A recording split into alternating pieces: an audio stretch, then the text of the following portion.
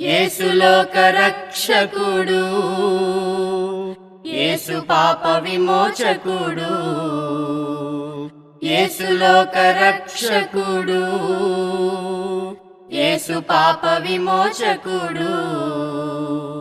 ఎంత ఘోర పాపినైనను ఎంచక మరి క్షమించును. ప్రభునందు ప్రియమైనటువంటి ప్రియ సోదరి సహోదరులకు క్రీస్తు యేసు నామములో మీ అందరికీ నా వందనములు తెలియజేస్తూ ఉన్నాను. దేవుని యొక్క మహాదయను బట్టి, కృపను బట్టి ఆత్మీయ జీవితం అనేటువంటి ప్రత్యేకమైన పరిచర్య ద్వారా మీతో దేవుని వాక్యమును గురించి మాట్లాడడానికి, వాక్యమును వినిపించడానికి దేవుడు నాకు ఇస్తున్న ఈ సమయాన్ని బట్టి దేవునికి స్తోత్రాలు చెల్లిస్తూ ఉన్నాను. ప్రభునందు ప్రియమైనటువంటి వారలారా, ఆత్మీయ జీవితం అనేటువంటి ఈ టీవీ పరిచర్య ద్వారా మీకు అందిస్తున్నటువంటి వాక్య భాగములు మీరు ప్రేమతో స్వీకరించి అర్థం చేసుకుని వాటిని అనుసరించి మీ జీవితాలు దేవునికి మహిమకరంగాను, మీ జీవితాలు ఇతరుని ప్రభావితం చేసే విధంగా ఉండాలని ప్రేమతో మేము మనవి చేస్తూ ఉన్నాము. ఈ ప్రత్యేకమైన సమయంలో దేవుని యొక్క వాక్యము నుండి యెహోవాకు భయపడి ఆయన సేవకుని మాట వినివాడు ఎవడు అనేటువంటి విషయాన్ని సాక్షాత్తు తండ్రి అయినటువంటి దేవుడు ప్రవక్త ద్వారా ఈ మాటను వ్రాయించారు. ఈ మాటని యెషయా ప్రవక్త వ్రాసారు. యెషయా గ్రంథము 50వ అధ్యాయము 10వ వచన భాగములో ఇలా చెప్పబడుతున్నది: మీలో యెహోవాకు భయపడి ఆయన సేవకుని మాట వినివాడు ఎవడు. మీలో ఆనాటి ప్రజలు, ఇశ్రాయేలు ప్రజలను ఉద్దేశించి అక్కడ జ్ఞాపకం చేయబడుతున్నది. మీలో అంటే దేవుని ప్రజలనే ప్రశ్నిస్తూ ఉన్నాడు అక్కడ. మీలో యెహోవాకు భయపడి ఆయన సేవకుని మాట వినేవాడెవడు. నేను దేవునికి భయపడ్డాను అని తెలిస్తే దాని అర్థం ఏమిటంటే దేవుడు ఏర్పాటు చేసినటువంటి ఆ సేవకుని యొక్క మాటను వినవలసినటువంటి వారుగా ఉన్నారు. కనుక నేను ఈ వాక్య భాగమును 2 భాగాలుగా మాట్లాడాలని ఆశపడుతూ ఉన్నాను. మొదటి భాగం ఏంటంటే యెహోవాకు భయపడుట అనే మాట గురించి మాట్లాడతాను. రెండవ మాట ఏంటంటే ఆయన సేవకుని మాట వినాలి. అసలు ఆయన సేవకుడు ఎవరు అనేటువంటిది ఆలోచించేద్దాం. కాబట్టి మొదటి భాగంగా యెహోవాకు భయపడి అనేటువంటి వాక్య భాగాన్ని మనము పరిశీలన చేద్దాం. ప్రభునందు ప్రియమైనటువంటి వారలారా, యెహోవాకు ఎందుకు భయపడాలి? యెహోవా అనేటువంటి ఆ ప్రత్యేకత ఏంటి? యెహోవాకు సంబంధించినటువంటి ప్రత్యేకత ఏంటి? మనం ఆలోచించేద్దాం. యెహోవా అనేటువంటిది దేవుని యొక్క నామముగా తెలియబడుచున్నది. ఒకప్పుడు ఆయన పితరుల యుగంలో అబ్రహాము దేవుడు, ఇస్సాకు దేవుడు, యాకోబు దేవుడు అని పిలువబడ్డాడు. వాస్తవంగా ఆయన పేరేంటో ఎవరికి కూడా తెలియదు.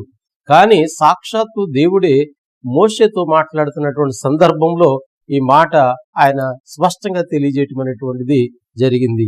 నిర్గమకాండము 6వ అధ్యాయము 3వ వచన భాగంలో, నేను సర్వశక్తి గల దేవుడును పేరున అబ్రహాము, ఇస్సాకు, యాకోబులకు ప్రత్యక్షమైతిని, కానీ యెహోవా అను నామమున నేను వారికి తెలియబడలేదు. కాబట్టి వారికి దేవుని పేరు తెలియలేదు, కానీ దేవుని వాళ్ళు నమ్మారు. దేవుడు ఎంత గొప్ప ధన్యత వారికి ఇచ్చారంటే అబ్రహాము దేవుడు, ఇస్సాకు దేవుడు, యాకోబు దేవుడు అని పిలువబడ్డాడు. కానీ ఆయన మోషేతో చెప్తున్నాడు, ఆయన యెహోవా అనేటువంటి నా నామము వారికి తెలియబడలేదు.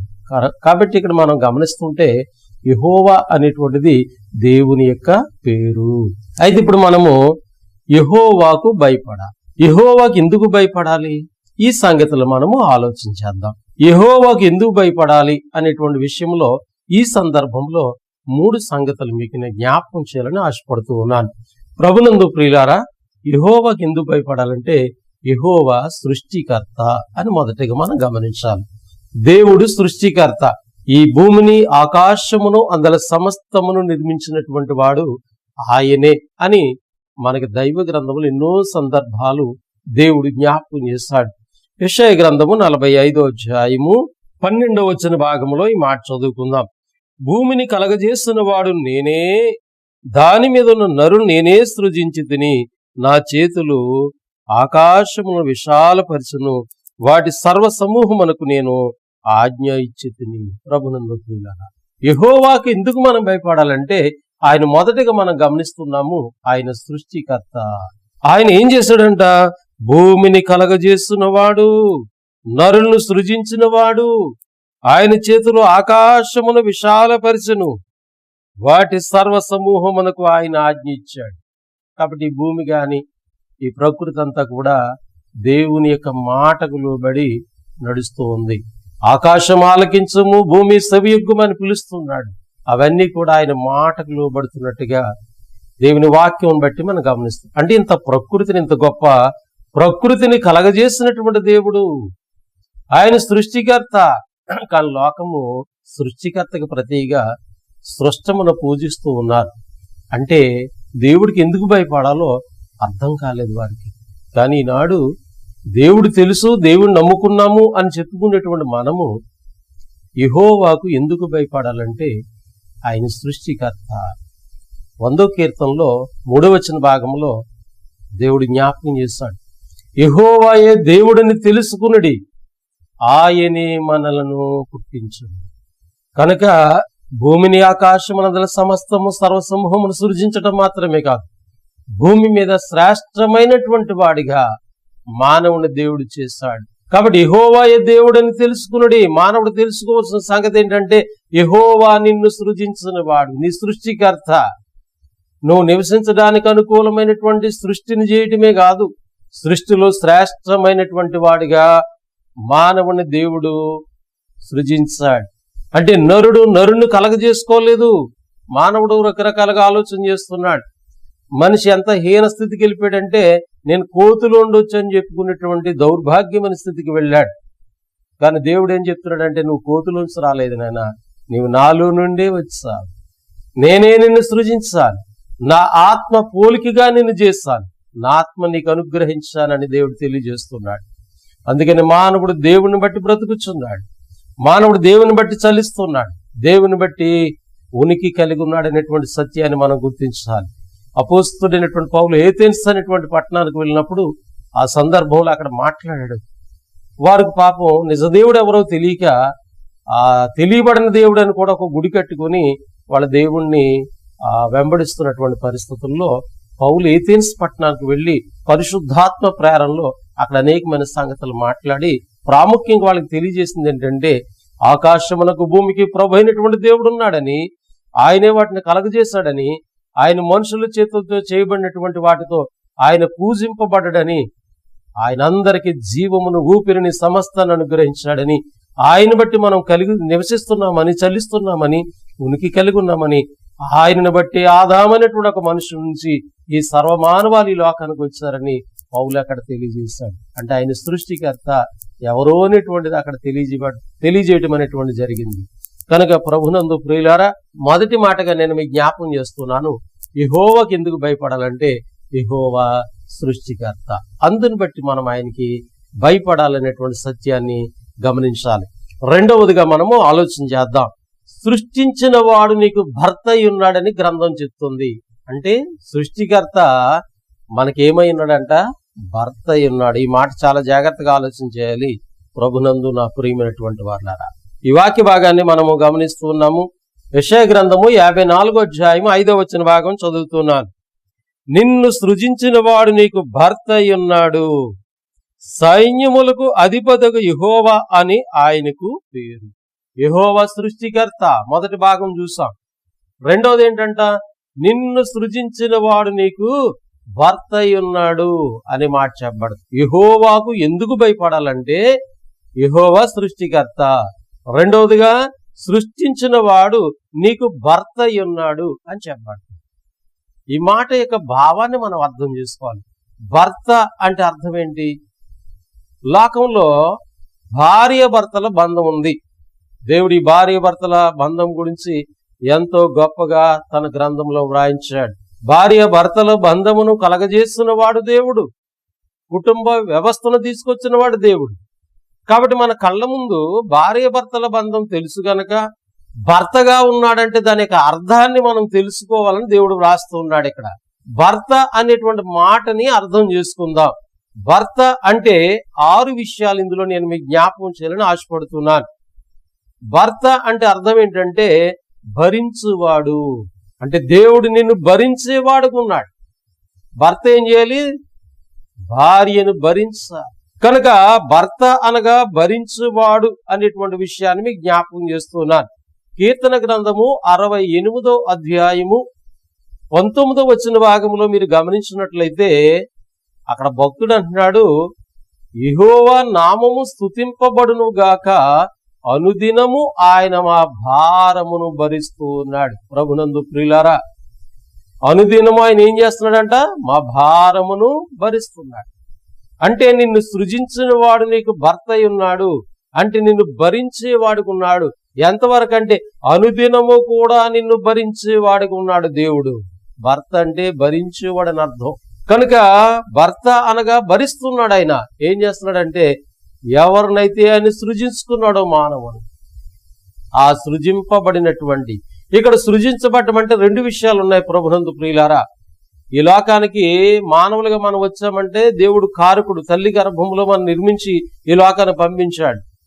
అయితే మానవుడు దేవుడికి దూరస్తుడైపోయాడు. దేవుడు మరలా తిరిగి యేసుక్రీస్తు ద్వారా నూతన సృష్టిగా మనల్ని సృజించుకున్నాడు.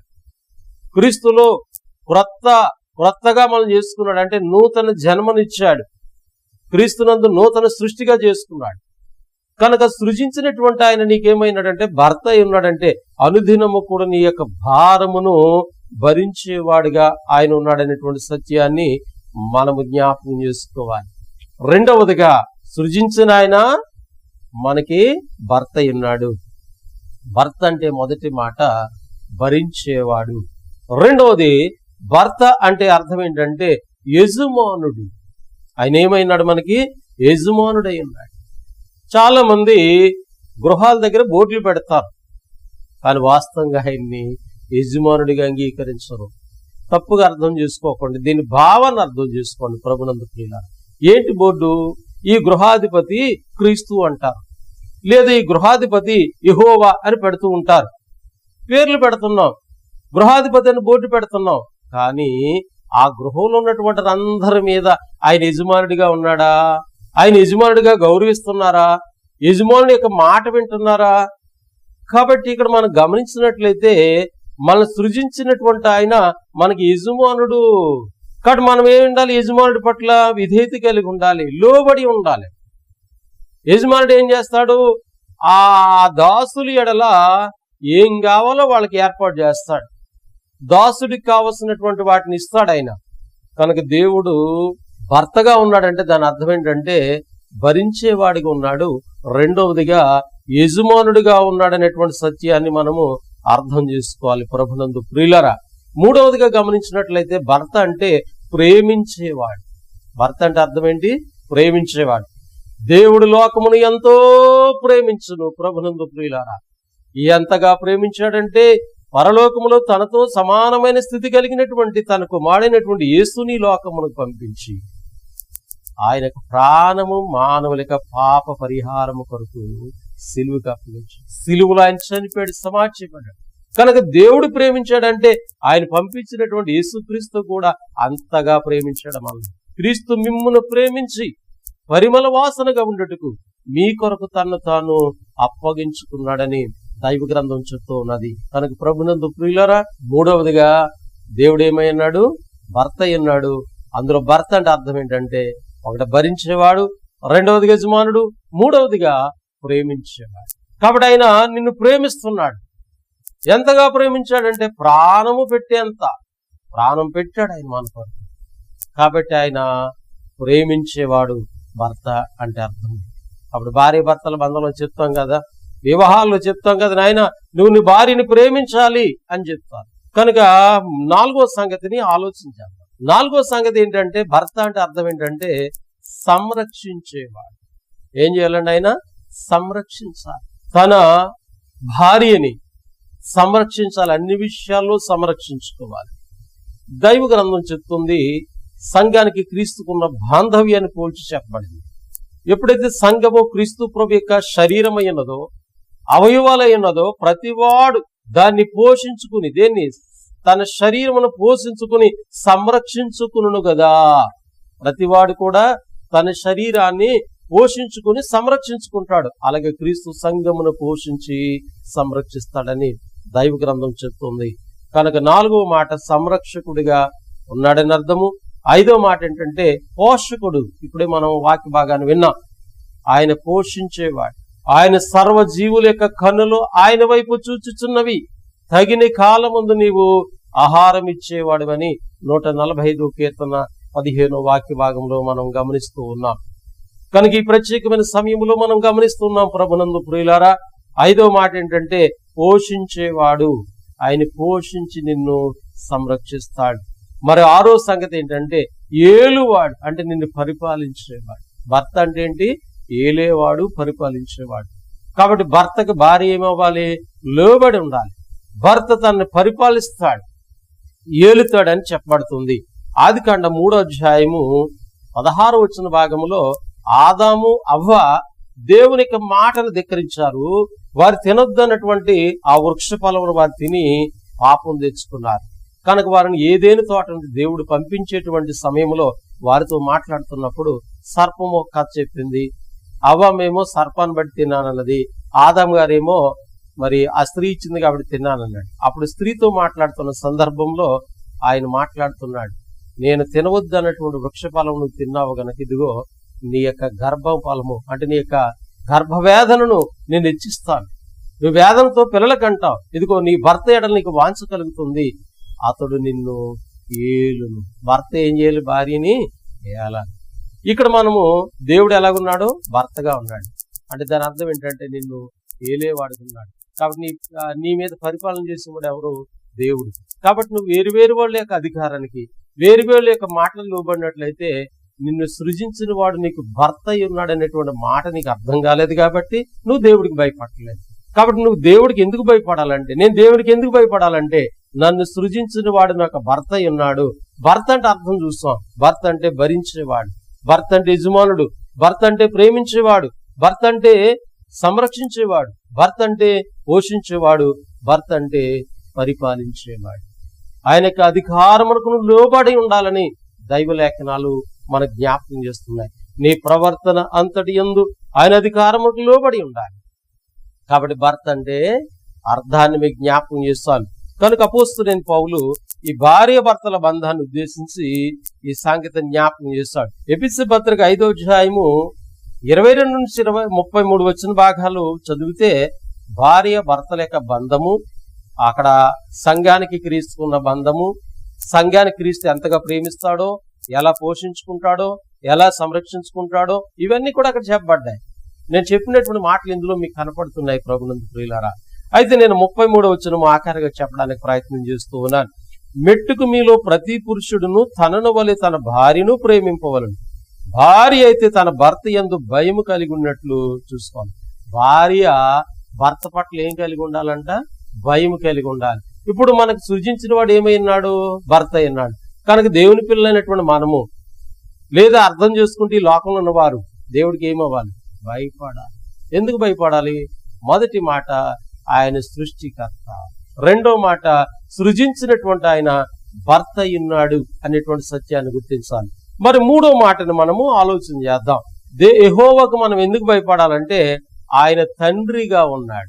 దేవుడు ఎలాగున్నాడంటే ప్రభునందు ప్రియులారా, తండ్రిగా ఉన్నాడు. ఒకటి సృష్టికర్త, సృజించిన వాడు భర్తగా ఉన్నాడు.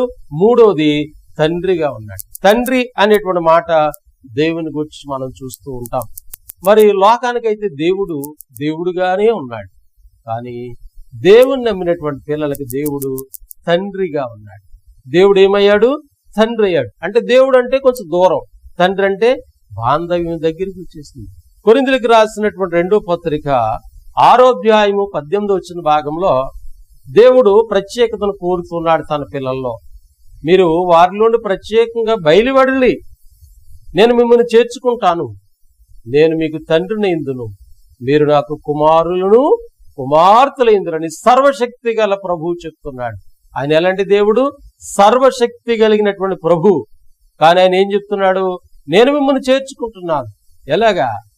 నేను మీకు తండ్రిగా ఉంటాను, మీరు నాకు కుమారులను కుమార్తెలైంటారు. ఇప్పుడు దేవుడు తండ్రిగా ఉంటే, మనం ఆయన పిల్లలుగా ఉంటే తండ్రి ఏం చెప్తాడు? మనకి భయాన్ని చెప్తాడు. తండ్రి ఏం చెప్పాలి? భయం చెప్పాలండి. శిక్షించాలి పిల్లల్ని ఒక మంచి మార్గంలో నడిపించడానికి. భయం చెప్పనటువంటి తండ్రి పిల్లలకు విరోధం అవుతాడని దేవుడి గ్రంథం చెప్తుంది. ఎవరైతే ఏ తండ్రి అయితే పిల్లలకు భయము చెప్పడో ఆ పిల్లలకు విరోధి. దైవ గ్రంథం చెప్తుంది, సామెతల గ్రంథము మీరు 13వ అధ్యాయము 24 వచ్చిన భాగంలో, మరి ఏ తండ్రి అయితే పిల్లలకు భయం చెప్పట్లేదో ఆ తండ్రి వారికి విరోధి అంట. కాబట్టి దేవుడు మనకు విరోధిగా ఉంటే మనం నిలబడగలమా? వాడు విరోధిగా ఉండడు. కాబట్టి దేవుడు ఏం చేస్తాడు, తండ్రి ఏం చేస్తాడు, పిల్లలకి భయం చెప్తాడు. భయం చెప్పకపోతే పిల్లలకి దైవ గ్రంథం చెప్తుంది వారు పాతాళానికి వెళ్ళిపోతారు. దేవుడు తండ్రిగా ఉన్నాడు, ఆ తండ్రి భయం లేకపోతే మనకి శారీరకంగా తల్లిదండ్రులు ఉన్నారు. ఈ లోకంలో మనం జీవించడానికి తల్లి గర్భంలో మనం నిర్మాణమైనప్పుడు తండ్రి పాత్ర ఉంది. శరీర సంబంధమైన తండ్రి ఉన్నాడు. ఆ శరీర సంబంధమైన తండ్రి పిల్లలకి ఏం చెప్తాడంటే భయం చెప్తాడు. ఎబ్రీ పత్రిక 12వ అధ్యాయము 9వ వచ్చిన భాగంలో ఈ 2 మాటలు మాట్లాడారు పౌలు గారు. శరీర సంబంధమైన తల్లిదండ్రులకు మనకు శిక్షకులై ఉంటిరి, వారి యందు భయము కలిగి ఉంటిమి. అట్లయితే ఆత్మలకు తండ్రైన వానికి మరి ఎక్కువ లోబడి బ్రతకాలి కదా. ప్రభునందు ప్రియులారా, ఆత్మలకి తండ్రి అయిన దేవుడు ఉన్నాడు, శరీరానికి తండ్రి ఉన్నాడు.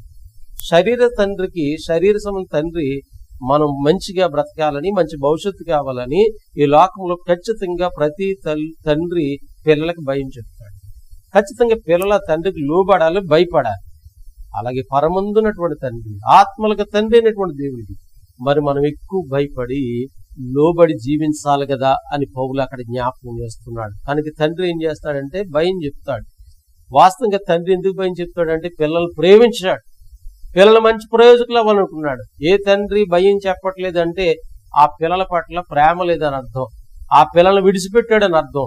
ఏ తండ్రి అయితే భయం చెప్తున్నాడో ఆ పిల్లల పట్ల ప్రేమ గలవాడని అర్థం. ఆ పిల్లలు ఏ విధంగా కూడా ఆత్మీయంగా భౌతికంగా కూడా నశించిపోకూడదని ఆ తండ్రికి ఆలోచనని మనం అర్థం చేసుకోవాలి. కనుక మనము దేవుడికి, యెహోవాకి ఎందుకు భయపడాలంటే యెహోవా మనకి ఇక్కడ తండ్రిగా ఉన్నాడు. 3వ మాటకి ఏం చూస్తున్నామండి, తండ్రిగా ఉన్నాడు. కాబట్టి తండ్రి శిక్షింపని కుమారులు ఎవరు అని అడుగుతుంది. తండ్రి చేత మనం ఖచ్చితంగా శిక్షింపబడాలి. ఎందుకంటే ఆయన యొక్క పరిశుద్ధతలో మనం పాలు పొందాలనే మన మేలు కొరకే దేవుడు మనం శిక్షిస్తాడు, భయం చెప్తాడు అనే విషయాన్ని గమనించాలి. ఒకవేళ నువ్వు దేవునికి వ్యతిరేకమైన కార్యక్రమాలు ఏమైనా చేస్తుంటే దేవుడు నిన్ను గద్దిస్తాడు. గద్దింపుని కనుక నువ్వు అసహించుకున్నట్లయితే నష్టపోతాం, నశించిపోతాం. కనుక దేవుడు శిక్షిస్తాడు. ఆ శిక్షను మనం తృణీకరించుకోండి, ప్రేమించాలని దైవ లేఖనాలు తెలియజేస్తూ ఉన్నాయి. కనుక ప్రభునందు ప్రియమైనటువంటి ప్రియ సోదరి సహోదరులారా, 3వ మాట ఏంటంటే తండ్రి. ఇంకా తండ్రి ఏం చేస్తాడు, ఒకటి భయం చెప్తాడు, 2 తండ్రి ఏం చేస్తాడో తెలుసండి, పిల్లలకు కావాల్సినది ఏర్పాటు చేస్తాడు, పిల్లలకు కావాల్సినవి ఇస్తాడు. పిల్లలు ఏమైతే అడుగుతున్నారో పిల్లల యొక్క అక్కర్లను గుర్తించి వాటిని వారికి అనుగ్రహిస్తాడు. ప్రభువైన యేసుక్రీస్తు వారు భూమి మీద మానవుడిగా జీవించినటువంటి దినములలో ఆయన బోధించాడు. మత్తయి సువార్త 7వ అధ్యాయము మరి 7 నుండి మనము కొన్ని వచనాలు చూసినప్పుడు, అడగండి మీకు ఇవ్వబడుతుంది, తట్టండి మీకు తెరవబడుతుంది, వెతుకుడి మీకు దొరుకుతుంది అని చెప్తూ, మరి ఎవడైనను రొట్టెని అడిగిన ఎడల రాతినిచ్చునా, చేపను అడిగిన ఎడల పామునిచ్చునా, మీరు చెడ్డవారయిండి కూడా మీ పిల్లలకి ఏమి ఇస్తున్నారు, మంచి ఈవులు ఇస్తున్నారు కదా. మీరు చెడ్డవారయిండి కూడా మీ పిల్లలకి ఏమి ఇస్తారు, మంచి ఈవులు ఇస్తున్నారు. మరి దేవుడు ఎలాంటి వాడు అంటే, ఒక భౌతికపరమైన తండ్రి పిల్లలు ఏం చేస్తారు, రొట్టెని అడిగితే రొట్టెని ఇస్తాడు, చేపను అడిగితే చేపని ఇస్తారు. రొట్టెని అడిగితే రాతిని ఎవరు, చేపను అడిగితే పాముని ఎవరు. అంటే ఖచ్చితంగా పిల్లలు ఏది అడిగారో అదే ఇస్తారని అర్థం అక్కడ. మరి ఒకవేళ మనకి శరీర సంబంధంగా కొంతమంది తండ్రులు చెడు భావాలు కలిగిన వారికి ఉండొచ్చు, చెడ్డ కార్యాలు చేస్తూ, కానీ పిల్లలకు మాత్రం ఏమి ఇస్తారంటే వాళ్ళు మంచి ఇస్తారు. ఒక చెడ్డ తండ్రి పిల్లలకి మంచి ఈవులు ఇవ్వాలని చూస్తున్నప్పుడు పరమందున్నటువంటి తండ్రి, ఆత్మలకు తండ్రి అయినటువంటి దేవుడు నీకేమిస్తాడు, ఎంతో శ్రేష్టమైన ఈవులు ఇస్తాడని దైవ లేఖనాలు తెలియజేస్తున్నాయి. యాకోబు రాసినటువంటి పత్రిక 1వ అధ్యాయము 17వ వచన భాగంలో, శ్రేష్టమైన ప్రతి ఈవియు సంపూర్ణమైన ప్రతి వరమును పరసంబంధమైనదై జ్యోతిర్ముడగు తండ్రి యొద్ద నుండి వచ్చింది. పరలోకమైన తండ్రి యొద్ద నుండి ప్రతి ఈవి, ప్రతి శ్రేష్టమైన వరము తన పిల్లైన వారికి అనుగ్రహించబడుతుంది. కాబట్టి తండ్రి ఏం చేస్తాడు? భయం చెప్తాడు, బుద్ధి చెప్తాడు. తండ్రి ఇంకా ఏం చేస్తాడు? పిల్లలు ఏం అడుగుతారో అది చెప్తాడు. కాబట్టి దేవుడు తండ్రిగా ఉన్నాడు. మనకి సృష్టికర్త ఎలాగున్నాడు? తండ్రిగా ఉన్నాడు. తండ్రి ఖచ్చితంగా. అందుకే మనం ప్రార్థన చేస్తాం. యేసు ప్రభువు చెప్పారు, మీరు అడగక మునిపే మీకు అక్కరకున్నదేదో మీ పరలోకపు తండ్రికి తెలుసు. కనుక ప్రభునందు ప్రియులారా, మీరు నేను యెహోవాకి ఎందుకు భయపడాలి అనే మాటను ఆలోచన చేస్తాం. అందులో 3 విషయాలు మీకు తెలియజేస్తాను. యెహోవా అనేటువంటి దేవుని యొక్క పేరు. ఆయనకి మనం ఎందుకు భయపడాలంటే, మొదటిగా ఆయన సృష్టికర్త అయి ఉన్నాడు. రెండవదిగా ఆయన సృష్టించిన వారికి భర్త అయి ఉన్నాడు. భర్త అనగా 6 విషయాలు చూసాం.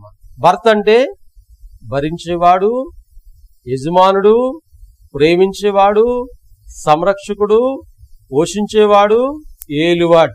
భర్త అంటే అర్థం. ఇవన్నీ కూడా దేవుడు మన పట్ల చేస్తూ ఉన్నాడు.